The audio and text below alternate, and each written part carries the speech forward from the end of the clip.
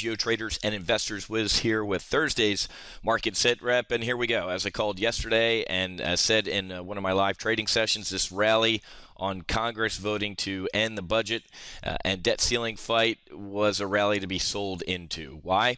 Because the market cares about the next thing immediately, and it cares about earnings.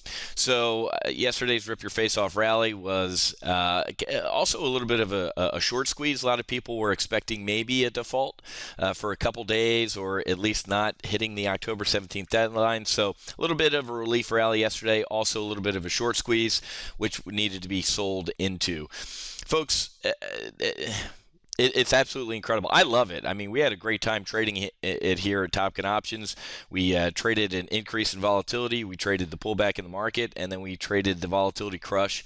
Yesterday, one of our VIX bearish double verticals was up 800% or $4,000 yesterday. Just absolutely crushing it, trading the VIX and volatility.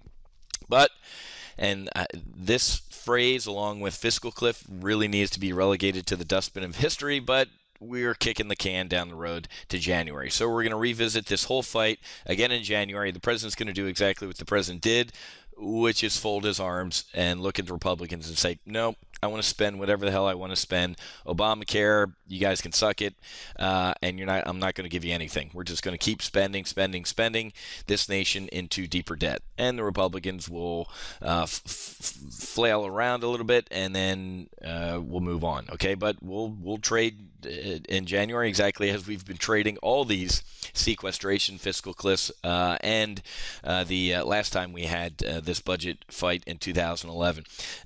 Looks like China is really getting a little upset with what we're doing here. They downgraded, one of their rating agencies downgraded our credit rating, which kind of cracks me up. But very interesting. I mean, my buddy Rick Santelli on the floor of the CBOT, what if one day he's covering a bond auction and nobody shows up?